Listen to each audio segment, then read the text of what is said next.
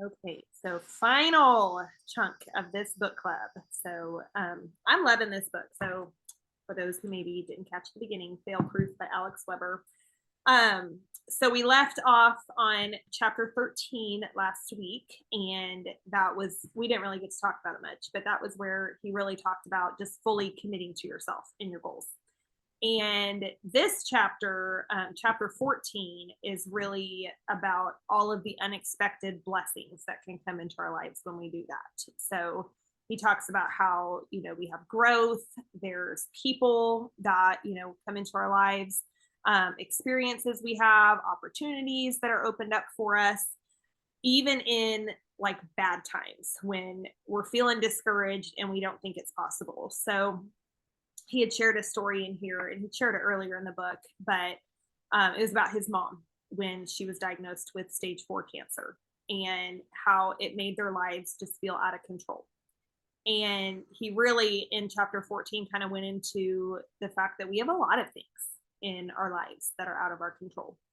Our kids get sick, we get sick, there's family drama, how people react to things, right? Like there's a gazillion things outside of our control.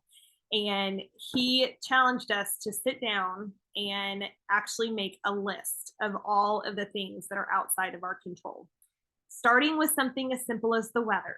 So, I mean, this one fun because we're all in storms right now. Jared and I both have like big old thunderstorms right outside our windows. So, that one was a funny one today. But really, it's to help us see that there's a lot we don't have power over, but it still influences our lives. And he said there's always going to be endless things outside of your control impacting your success, your fulfillment, and well-being, things you don't even have a say in. Okay, you'll never have a say in, and often don't even know, we don't even know what happened. But there's one thing that's always within our control, and that's us. Like, you control you. You control your actions, you control your results, and I'm sorry, your thoughts.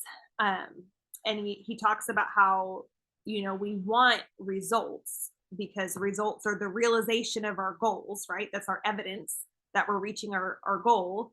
And they're amazing, but we can't touch them right now. Like, results are in the future.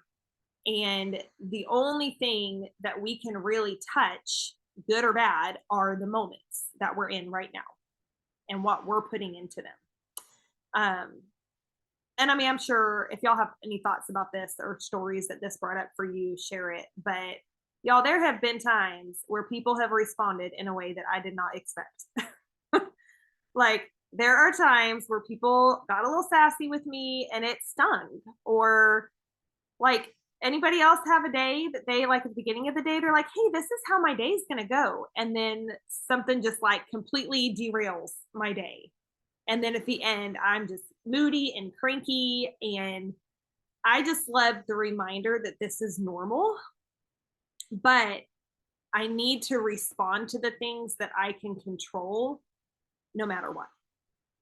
And I definitely don't do that all the time.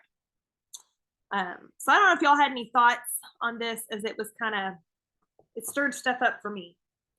Yeah, it did for me too. I thought it was actually kind of funny when he wanted you to make the list of all the things outside of your control, because so much is outside of our control. And he talks about, like, even like the politics, or people who you ask them to stop doing something, or to do something, and then they just keep doing the opposite or whatever. That there's endless things. And for me, that brought up like our camper life situation right now. Just sometimes it's great, but other times it's just really, really frustrating. Because if you've never been in a camper or lived in a camper, it can be really just outside of the norm. Like, you have to dump the toilet tank. And if you don't, or they just sit, which we had gone to Austin last week, and so we dumped them before we left.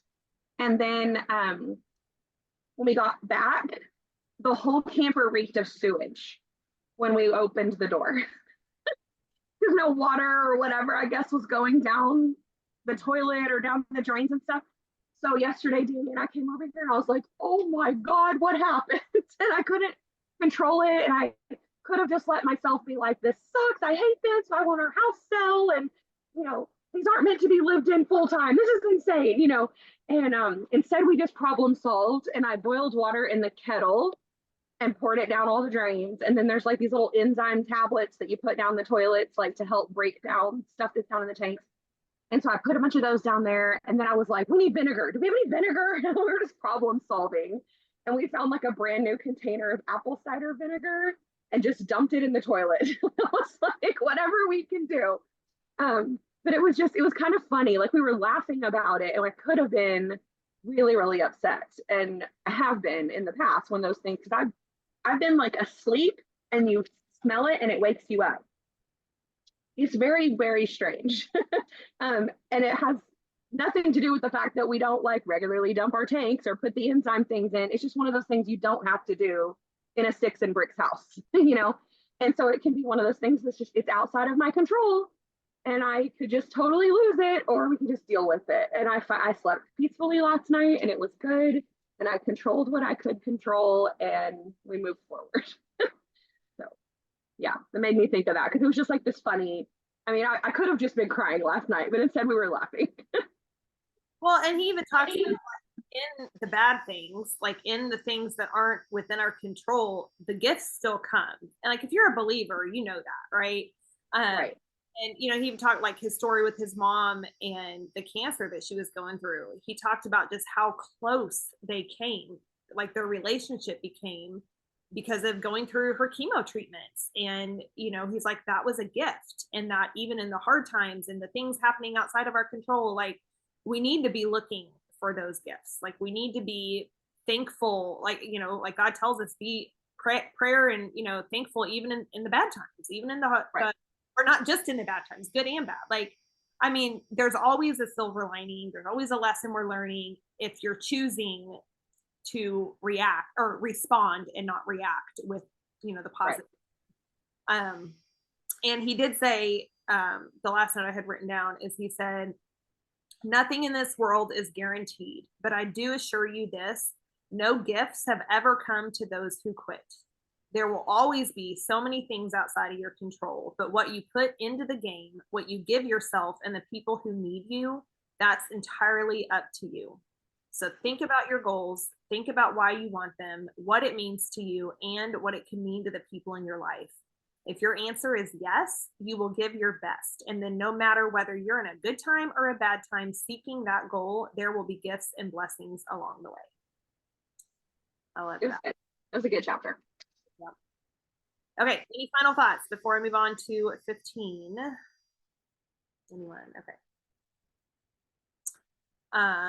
So this is the chapter where he talks about floats and anchors in your life. This was a hard one for me because I have quite a few anchors in my life right now that are making my life difficult. But he says floats are things that make you better, and anchors are things that drag you down. And I have this fly that's like flying all around my head right now. So he said floats can come in many forms. So they can come in the form of our own actions. So, there's actions that we take that serve us well, that raise us up and make us a better version of ourselves. And then there's actions that obviously are self-sabotaging and drag us down. And he shared the story of just like one little action that he takes that really impacts his life in a huge way. And he said it's the simple activity of drinking water out of a glass cup instead of a bottle. So he says this may seem like a small detail, but he has found if he drinks out of a glass, he actually drinks more water. And because of that, he has more energy and he's healthier and he feels better and looks better and performs better. So we all get that. So even though it's a small thing, he's like, it's really not a small detail because this compounds and it improves. Like just the simple thing of drinking out of a glass cup improves so many areas of his life. And so he really talks about how like small positive actions we take can really build and build and build, and they can become like huge floats in our life. And it made me think of, what was the book? We're talking about the compounding effect, or compounding effect of our habits. What's the habits book? Atomic Habits. Yeah, Atomic Habits. Talks about how like habit stacking, and you stack one habit onto another and it just starts compounding and you can just do more and more and accomplish more. And like it made me think of my own IPAs. and consistency with that. Like we hear the popcorn effect, that the results you're getting now are results of what you did 90 days ago. And so it's like when we're making popcorn, the first 75 seconds, nothing happens. But then that last 15 seconds, it's like ferocious activity starts happening in your whole Ow, Isla. popcorn is Sorry, I don't realize I'm not muted. I apologize. Isla. But like I know if I spend 30 minutes a day, even just 30 minutes, right? Not telling myself 5 hours, but 30 minutes doing my own IPAs, and I do that 5 days a week. And I do that for 3 months. Like I know I will have results to show for it.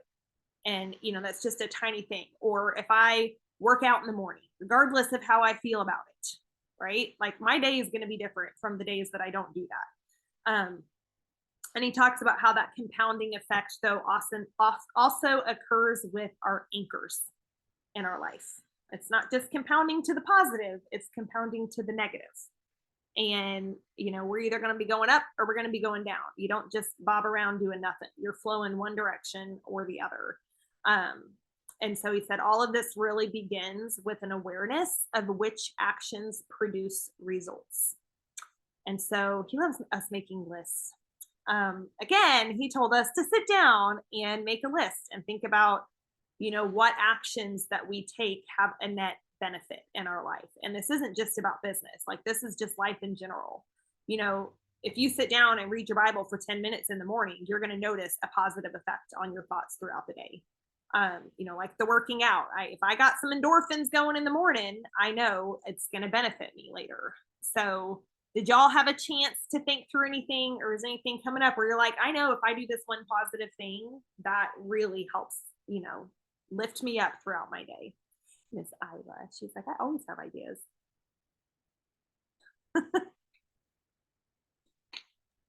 She's everywhere. She wants her rain boots and her rain jacket because she sees it's raining. So I like that, like asking yourself, I know you want to step in the puddles, like asking yourself which actions produce results. I feel like that's like a list I need to focus on and make, because I know what they are, but I think I'm coming to terms with my ADHD-ness, and that I need a list and a schedule, and I have to have alarms going off to remind me of things, and I just get distracted and time gets away from me and I don't get the things done, or I think I'm going to and I don't. And I think if I put more focus on a list of the actual actions that I know have worked in the past, and that's something he talks about later in the book too. It's like proving to yourself what you've done in the past will show you what works. And so I know what the actions are. I just need to do them. So that's one of the things I'm coming to terms with, is that I don't have discipline and consistency, whether it's diet or my work or whatever. I have consistency problems. Like I'm not honoring the commitments to myself. And he talks about that later too. So this whole section was just like a huge slap in the face. Yeah. I mean, even like if I put my shoes out the night before, I'm highly more likely to work out the next day. If I fill up my water cup before I go to bed, I'm more likely to drink more water the next day. Like it doesn't have to be grand things, like even tiny little things. And it's just setting yourself up for success.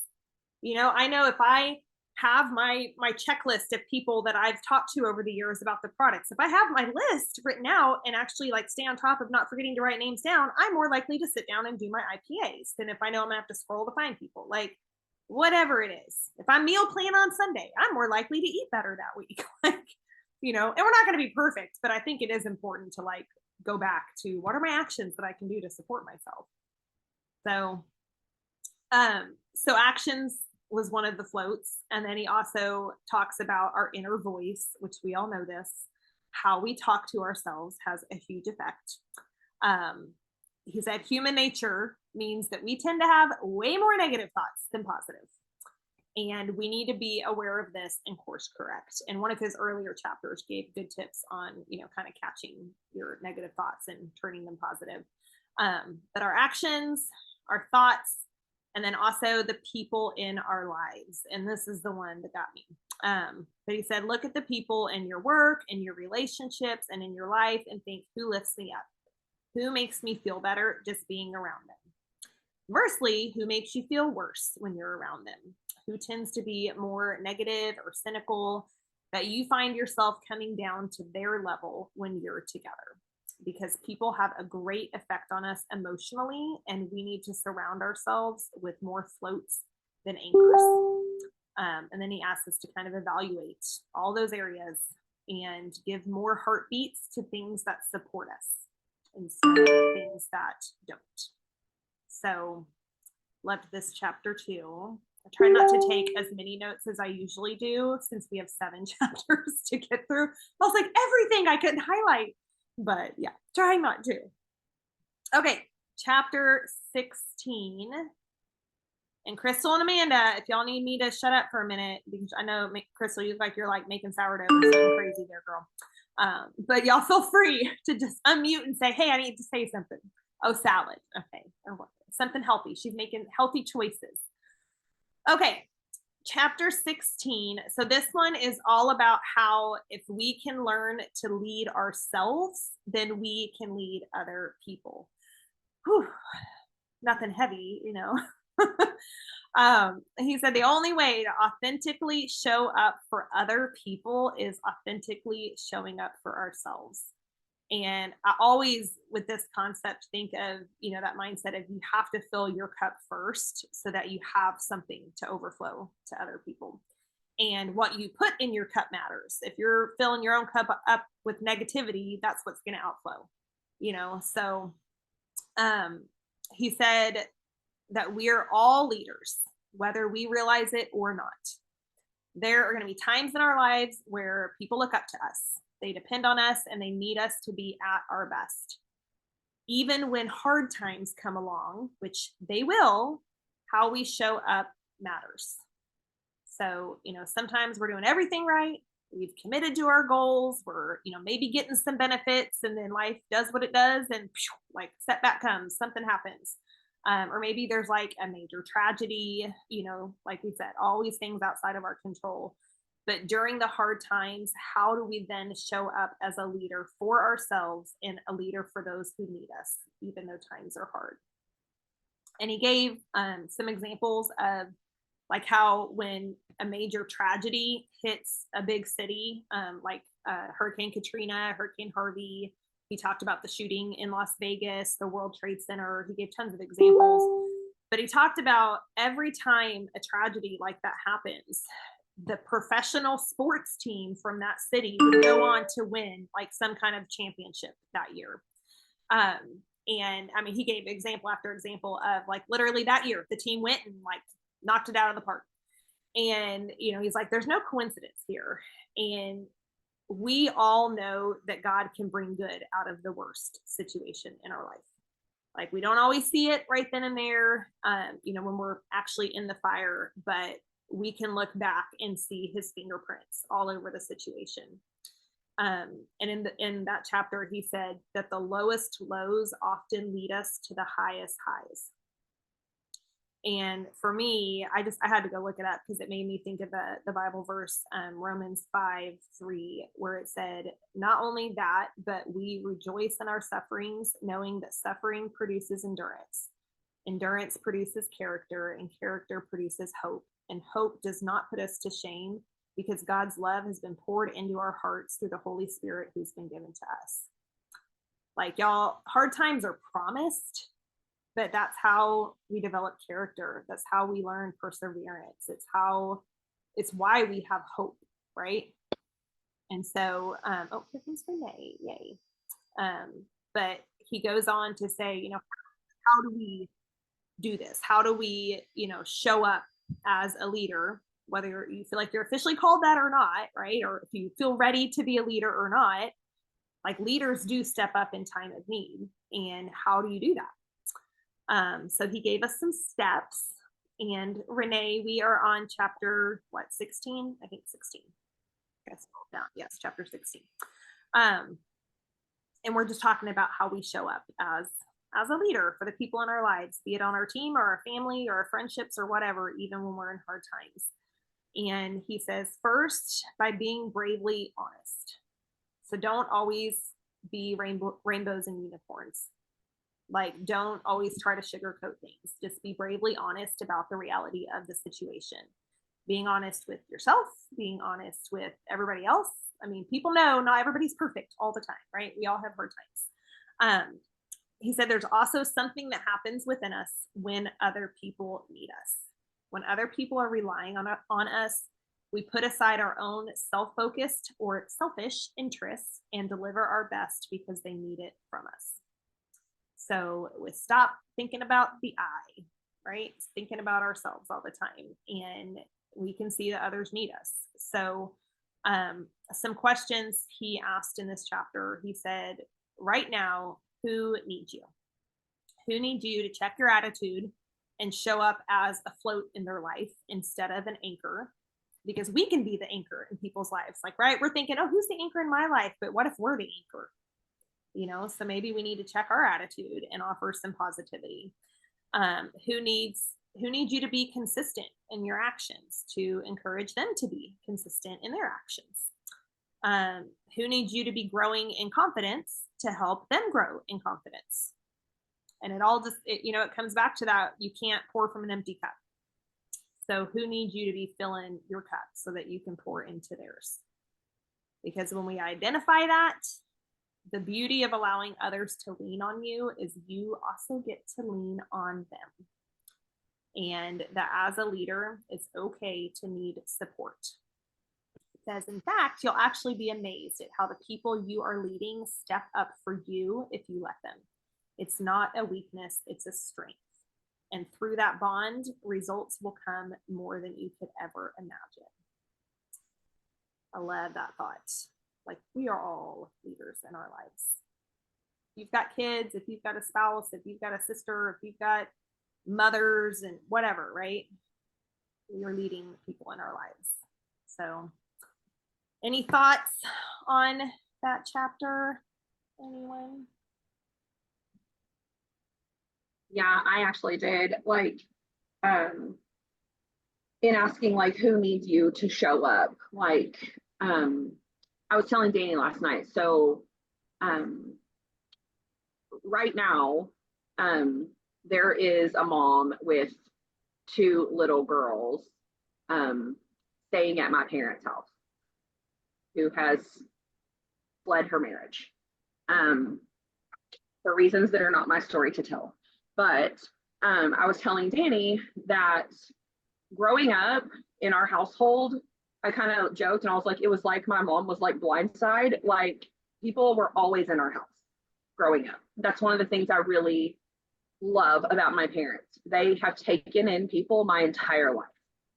And their home has always been an open door and a haven for troubled people that need a place to feel loved and safe.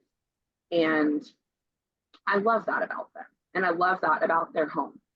And I want to be able to do that.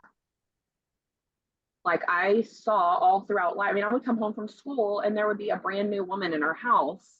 And I don't know how my parents found these people, but they did. I don't know how they found my parents. Like, this was just all ordained by God, that somebody just needed, even if it was just for one night or a couple of weeks or whatever, there were people that would come into our home, needing a place to be, a place to feel loved and a place to feel comfortable and safe. And looking back, like, now that I'm grown, I have my own kids, my own life and whatever, like, I don't think about that. And then now that they have someone in their home right now. Oh, I think you got muted. Jerry, you got muted. I don't know how. Like, I love that they do that. And I didn't think about it until it happened again. And so when asking like who needs me to show up, I don't know. We don't know who needs us to show up. We don't know who God is going to place in our lives to lead or help or inspire or, show love or hope or to pray with or to show that things are possible or whatever. We don't know. God ordains all of that. We just have to show up and give our best so that God can use us. And so that just like hit me when you said that, because honestly, I didn't get chapter 16. I skipped according to the time I had to listen. So I was hoping to just draw from you for chapter 16. So that just came to me just now, like, who needs me to show up? I don't know, but I need to show up in so many different areas of my life so that God can in turn use me and our family, um, our finances, our faith, our story, whatever that is, to help other people.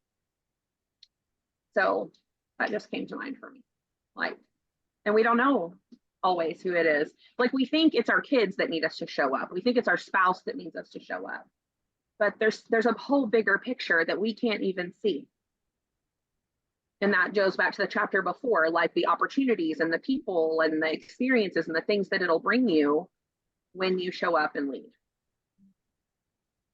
And that's one of the things I love about this, because I remember back, you know, this year will be my 11th year with Plexus, and I remember back before that, you know, my everyday was my kids and my husband.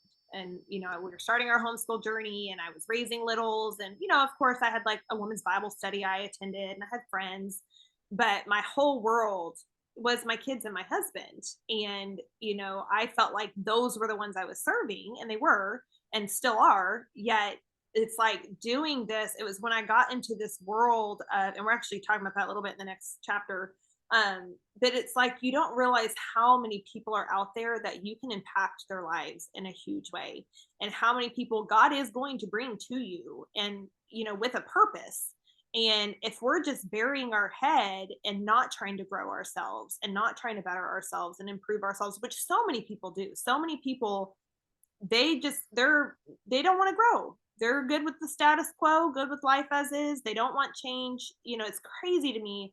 And probably because I'm in the industry of personal development, but you know, if we're not intentional with that, then, you know, we're not going to be the person we need to be when God brings those people across us. And so that is something I've loved about this, is recognizing I can only help others by helping myself, and God's going to call us to help a lot of people, you know. So okay, so chapter 17, filling up your confidence bank. So confidence, definitely something I think all of us struggle with at one time or another. You know, feeling confident in ourselves or our actions, our words, our relationships, our physical body, like whatever, right? Everything in our life. There's a lot of things we either have confidence or we don't have confidence. So in this chapter, he introduces us to the concept of the action belief cycle. So he said, when we're working towards any goal in our life, there's two simultaneous paths that we're going down: our action path and our belief path. And how much we believe in ourselves and the action, you know, so whatever our goal is, how much we're going to believe in ourselves to accomplish that, and then the actions that we're going to take to make that happen. And sometimes these can like kind of be out of balance. So sometimes, you know, we're going to have high belief and we're going to have really low action. And then other times we're going to have tons of action, but our belief's low. And a lot of times he says it's because we haven't seen the results yet. So we don't know how things are going to turn out, right? But he said, even if your self-belief and your confidence are low, give more energy, effort, and focus to the actions that are aligned with your goal. Because if you do that, you will naturally learn, grow, and improve, and your confidence is going to organically rise. So basically, even if you don't feel it, do it. Like, if you doubt yourself, step out in faith that God's using you with a purpose, and do it anyway. And I mean, we've talked about this a gazillion times, but there's so many times that we got to step out in faith and do things even when we're scared.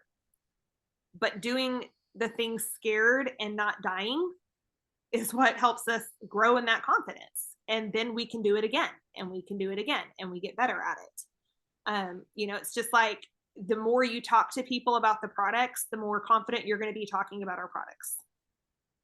Like, the more you're asking questions to learn and grow your knowledge, the more you're going to have confidence. So he says every action that we take is basically making a deposit in our confidence bank. And that confidence bank is the account that's holding all of the factual proof as to why you can and should believe in yourself. So I think this is what you were referring to, Jara. And he's like, the more deposits that you make in that confidence bank through your actions, right? So it's always actions. But the more deposits you're making, the more proof that you're going to have to prove your fear wrong when you feel like you can't do something. And if you remember that all you do, oh, Renee, I can't tell when he gets back. What? Are you mowing when he? Okay, I couldn't tell if she was talking to us. I was like, what's she saying? Renee, I muted you, honey. But he said, all we can do is the best we can do.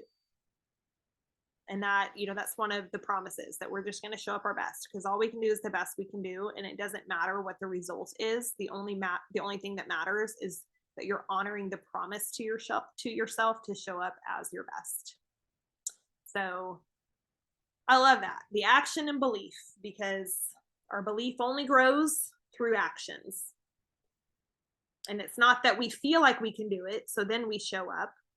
He's saying you got to show up first. And that's the only way you're going to grow that belief that you can do it. So, thoughts on that chapter? Yes. Yes. No, I know. I appreciate it. No, I know, like you and I both have talked, like we've agreed to be brave and talk, because it's weird when you're like leading and nobody talks. And I don't mind talking, y'all know that. So the action belief cycle, this got to me because he said you can believe in yourself, but the actions aren't there, whether that's busyness or fear, you just haven't fully committed. And then other times you're showing up and doing all the things, but your belief isn't there. And so this actually made me think, like, one of the other blessings I have growing up in a household, like my parents always told me that I could do whatever I wanted to do. Like they were always very, very much about pouring in belief. Like, because I did like competitive sports and whatever. And I remember my dad would tell me things like, well, the only person you're competing against is yourself. Like my parents are very good at that thing. Like they definitely poured into me. And it made me think about like how if you don't know who you are, the world will tell you. And so as a mom, I want to make sure I pour belief into my kids and raise them in that same thing, because the world will then tell them who they are and what they're capable of. And if we are their inside voice, they can come back to that. And sometimes we have to be our own inside voice, and we can put in, like, you can believe in yourself and then your actions aren't there, which is where I stumble. And then other times when you're showing up and you're doing all the things and your belief isn't there, like that took me back to when I was doing 75 hard and thought nothing was working. Like I was putting in all the work. Or I can even look at my Plexus business and all the ways that I've, told people about the product or whatever, and like all the various things that we learn and grow it, in running a business and helping people with their health and whatever. Like we're all going to mess up and learn as we go. But I can look at that and be like, oh, I, sucked at this point or whatever. This didn't turn out the way I thought. But being around you guys in both of those instances, actually, like y'all were able to shut off what the world was trying to tell me and pour belief back into me. And so it's important to know who you are and have your inner voice strong and know your worth, but then also have people around you that are willing to pour into you to remind you, because the world will try to deter you. And the things you go through and the experiences you have will try to derail your inner voice, whether that's God or your parents or just a bunch of positive self-help books, whatever that is. The world will try to tell you that you can't do it. And he talks more later about like fear and negativity and how that tries to infiltrate, and you have to know who you are and have belief in yourself to move forward. And if you can't do that for yourself, you need to surround yourself with people, other people with floats that will help you remind you of who you are and what you're capable of. And he asks, like, what does fully committing look like? And I was like, oh God. Like, and then I asked myself, like, why do I have one foot in and one foot out? Like, why? I don't know. And so I really need to like sit and journal on that, I think. And I don't take the time to do that. And I think I need to, because he says to ask yourself, do you want to do this?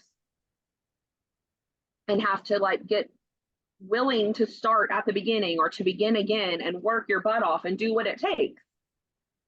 Whether that's a strong marriage or a rank in Plexus, are you willing to put in the work?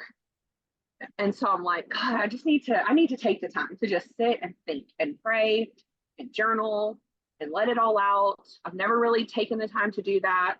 And I think I just really need to do that, because he says if you did it before, then you know you can do it again now. And that's one of the ways that you're filling your confidence bank or whatever. And so there are things that I've done both in my business and in my health, and lots of different ways and areas that I've shown myself I'm capable of doing it. So I know I can, but what is the 1 foot in, 1 foot out roadblock that's keeping me from fully committing? And that was just like, right to the heart. Howard had said that she goes away at least for one night every quarter to really reflect, like have time with no distractions to really just think through those things, right? Because even people who are freaking diamonds or double diamonds have hard days, have days where they're 1 foot in, 1 foot out. Like we look at them and we're like, oh, they just must be the most consistent, disciplined person in the world. It's not that they are, they've just learned things to help create consistency and discipline in their lives. And that comes from some serious self-reflection, like serious questions that you like reading books like this. And when they say, hey, write a list of things that you feel like your roadblocks, or write a list of actions that you feel like are going to serve you well, actually doing that, and not just, okay, he says make a list. Like I've been trying to pause, and even if it's only 2 or 3 things, like spend a minute just like applying, because that's the thing, we can read and we can learn and we can train, but if you never apply, the lesson's not sinking in, and so no, I think reflection is so important in asking yourself those questions. It makes a difference. It really does, because if you don't know, if you don't spend time figuring it out, then you could spend 5 years 1 foot in, 1 foot out of whatever area of your life, and then in 5 years you're like, why am I right where I was 5 years ago? It's like, I mean, it doesn't matter your spiritual walk, your fitness, everything. You got to ask yourself the hard questions. So okay, chapter 18. We're going to get through these final 3 chapters. Thank God 20 is really fast. So chapter 18 is all about surprising ourselves. He says the greatest thing you can do is surprise yourself. We are capable of doing things we didn't think we could do. We're capable of becoming someone we weren't sure we could be, and leading people we never thought we could reach. We are capable of surprising ourselves. Y'all, when I heard years ago that network marketing is personal development with a compensation plan, I heard that a lot my first year. Oh, this is personal development with a compensation plan. Like I did not fully understand what that meant, but to succeed in network marketing, you have to be willing to grow. And we've talked a lot about this, but we plug into things like this. We get out of our comfort zone, right? They say your comfort zone's where dreams go to die. So we're used to getting out of our comfort zone. Yeah, Jara, it's a true statement. But like we're having to do that and stretch ourselves constantly. And it creates so much valuable growth in our life. Like I will do things now that 10 years ago, like you would not have caught me doing, like hosting team calls or doing book clubs or speaking to random strangers on the street. And, hey, are you on social media? I'd love to connect. Knowing I'd love to get them in my Facebook network so that they can see some stuff in case they want to try it. Like this is stuff I never would have done. And if we don't get out of our dang comfort zone, like we are blocking our blessings. We're just blocking them left and right. And he goes on into this to say, like, one of the greatest thrills on earth is helping other people surprise themselves. So not just surprising yourself, but helping other people surprise themselves. He says, as an unstoppable leader, you will be able to instill self-belief in people, support and challenge them to take actions to surprise themselves too. It's one of the most amazing sources of success, love, and fulfillment in this life. Through our failure, we learn lessons that we can then impart to others and help them overcome their own fear of failure. And I love how he gave an example of how if you go into your garage right now, you're going to see the unglamorous yet iconic product called WD-40. And he said, what you're not going to see is the product called WD-39. But that's how many attempts that the company had before they eventually got their formula right. And he said they even respected their failed attempts in the name with the number 40 because every attempt was critical to learning, growing, and improving in order to crack their formula. And now they are a $1.3 billion company because they didn't quit. And then I loved also, he had shared a quote from Thomas Edison, who said, "I have not failed. I have just found 10,000 ways that won't work." So, like, every successful person out there has a story of all of the many, many ways that they have failed before finally succeeding.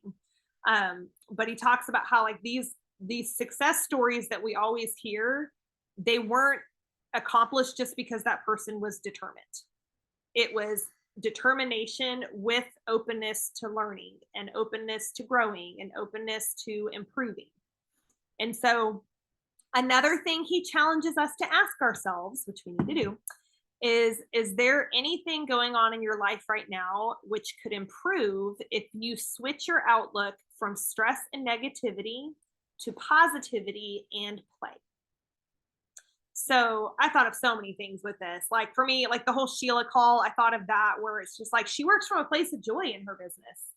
She's not thinking, oh, I got to do my IPAs, I got to do this and that. Like, she does them, but she does it from like, these people need me. They need me. You need me. Everybody needs me. Like, she reaches out to people from a place of joy instead of it being this like negative, oh, I've got to sit down and do my IPAs. I thought about it in relation to my parenting. Like like you were talking about, Jara. I was not raised in the best environment, and it's hard to break cycles, that were instilled in us by our own parents. And my mother especially, like, definitely parented from like, we just got to hear all the things that were wrong with us instead of all the things that were right with us. All we ever heard was all the things that were wrong. And we were always wrong. So, but like, I'm really with my own children trying to bring about, like, if I want to correct an area, let me call out the positives I want and see in them instead of just pointing out the thing that I feel like needs to be corrected. Right? Like, I want to speak life into my kids instead of making them feel defeated all the time. But there's a lot of areas that we can improve by focusing on the positive, and what we focus on expands. So if we're indulging in negativity, then that's what's going to expand in our life. So that's the gist of that chapter. And Renee, we see you now. Yay. Hello, friends. Okay, anyone have thoughts? Yes. Well, I want to applaud you for coming from that place of, someone kind of showing you their motherhood and you taking and claiming your motherhood. I think that's all the time. I'm like, I'm going to do everything the opposite of my mother. Yeah. Well, that's amazing, because that's a huge and powerful thing, to break those generational curses and to build life instead of tearing somebody down to build them back up. So I love that. And I love that you were vulnerable to share that with us. And that just goes to show you how amazing you are and how much we love you and what you are, because you've taken the negative things and you've flipped them and you've turned them, and you're now blessing others around you in your own household and outside your household. And that was a choice. You made that choice. And that's huge. And don't ever forget that, because that's awesome. But one of the things that I just thought was funny, he talked about fear and how it comes standard as a human, like we all have fear, which I thought was funny. But it's because we're equipped with fear for survival, but that fear is an outdated instinct that has very little place in our modern world. And I just thought that was funny, because I've heard people talk about stories about how, like, God gave us fear to, like, flee a bear back in caveman days or whatever, right? But now we'll take. Oh, you got muted again. Isla muted you. He's still sinker. She's grumpy and not in a good mood. He talked about, like, karaoke or dancing at a wedding or something like that, and people get, like, really fearful over that. And he was like, but it's misguided and irrational. Like, that's not a true place of fear. Like, a true place of fear, like, the reason God gave us fear was for survival and protection. And it just made me think of all the people who get on TikTok and do all sorts of wacky, crazy things, whether it's dances or, smashing themselves with bowling balls or whatever, you know. And some of those people are, I mean, let's be honest, some of them look ridiculous and it's funny for the rest of us to watch. But they put aside their fear and went for it. And there's something to be said about that, even if they're willing to make themselves look ridiculous. And so I just thought that was funny because fear is misguided and irrational in our modern world. Like we need to stop like making all of these things to be like scary and impossible or whatever, because that's not the truth. Like that's not what God gave us fear. Yeah. So I thought that was funny. So true. Fear is not of the Lord, and we're not running from bears anymore. So what do we got to be scared of? Exactly. I love it. Okay, so close, friends. We can do this. So chapter 19. So he basically he titled this one, "Your life is in your moments." So life is a series of moments, and your life is in your moments. So we basically got to stop over idealizing our future. So, you know, I actually I got to have a fun conversation with my husband about this week. But, you know, always having this thought that it's only when I reach my goal, or it's only when I accomplish this one thing, like that's when I'm going to feel complete. That's when I'm going to be a success. It's about like actually living in our moments and celebrating our moments. And he says success, fulfillment, and well-being are all ever evolving. Like even when you accomplish your goal, you're going to want more for yourself, as you should. But if we don't like base ourselves in this present reality that we're in, then our lives are going to be just chasing moments, and we're never going to get a chance to live in them. Says we're always going to be perpetually sacrificing our current life for the future for when we reach it, right? Like we're never going to embrace where we're at, and it's always going to be looking to the future. And I had to have a talk with my husband about this. Actually, this was just yesterday, and I hadn't even read this chapter yet, because we're in the middle of a ton of house projects. Like, I mean, overwhelming house projects. And I caught myself thinking the other day, like, I'll finally be happy when this is all over. But like, y'all, whoever gets to the end of house projects, they never end.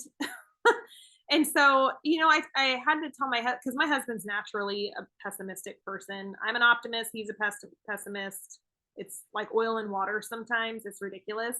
But like I finally had to tell him, I was like, I don't want us to only love our lives and love our home 5 years from now when we feel like we've arrived at the end of all the stuff. Like I want to enjoy the sweaty projects and be thankful we have the physical ability to work on them and the financial provision to go buy rock that we need to buy or buy dirt or whatever, right? Like I want to find the joy in the moments.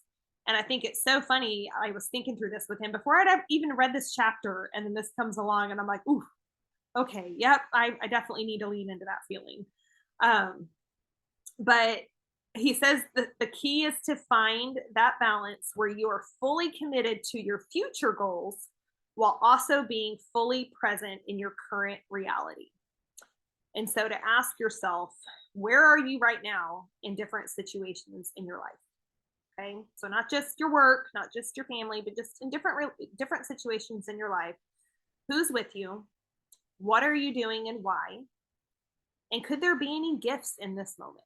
Like even if you're in a bad season, what's the silver linings? Like, is there growth happening? Are there people that have come into your life in this season? Are you having experiences that are unique, opportunities that are getting created for you? Said we need to embrace our life instead of enduring our life. Nothing in this life is promised. We don't need to love every moment. We just need to live every moment. And positivity and being present in the moment leads to peak performance. So he actually shared a study that they did at Oxford University, and it showed that happier people are 13% more productive than those who are discontent. And it's because positivity leads to increased energy, increased problem solving, motor skills, and overall better performance. And we've talked about this on a call a while ago, but choosing optimism, right? Like in putting things in place, be it our actions, our habits, or whatever, that are going to help us do that. So, if you're struggling, like what helps snap you out of that? Do you need to go for a walk? Do you need to listen to uplifting music? Do you need to do a happy dance around the house or like keep a gratitude journal? I remember we did this a while ago. I love like just sharing our gratitudes every day. Is there a certain person that you always feel better when you're around that person? Do you need to spend some time with that person?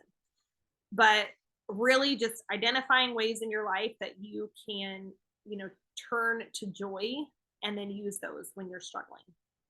So I love this one. It was just a good reminder that we choose what we lean into. And if we're going to choose, I hate saying like my husband, because I feel like I'm throwing him under the bus on a recorded call, but he tends to just choose the negative. And so that's why God balanced him out with a wife that's like, okay, I need you to say something positive.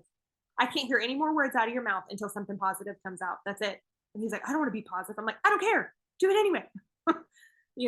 So anyway, I love this. Any thoughts? It's all good. Okay. So then chapter 20, yay, 3 minutes left, y'all, and we're going to get it. So this one, it really just summarizes the book. So I wrote down a lot of what he says. I'm just going to read it.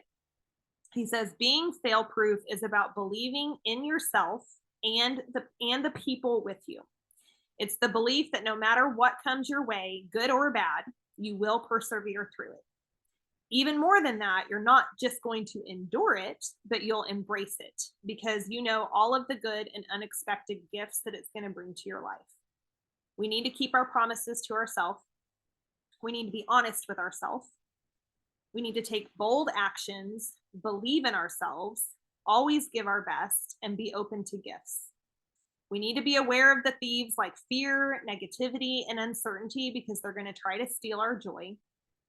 We need to set clear goals that matter to us and the people who need us, and then make them real by diving in the deep end of activity, no matter if we dive or belly flop. We need to manage our emotions and channel them as positive fuel. Keep growing, learning, and improving with our golden nuggets, and surround ourselves with floats. Remembering that even when we get knocked down, we're capable of stepping up as a leader for ourselves and the people who need us. We will all perform better as a result of leaning on one another. This will grow our confidence, and our results will grow with that. And most importantly, we'll be given more gifts in this life than we can ever imagine in so many beautiful and different ways. So that's the Fail Proof book. Any final thoughts, nuggets, plans you plan to take after this book to apply what you have learned? Now the author's coming on Saturday. So I shared the details on the team page, and I put it in the PDP chat this morning. I linked to the post. So the link to the call is on that post. It's at 11 a.m. Central Time on Saturday. But like I can't attend the live stream of it because I'm going to be killing chickens, but I will do the recording, right? So they do, I think because they live stream it on the One Plexus community page, the recording should be right there. But they will also text out if you get the train me text, which Crystal, I don't know. I don't think Crystal knows about those. We need to tell her about those.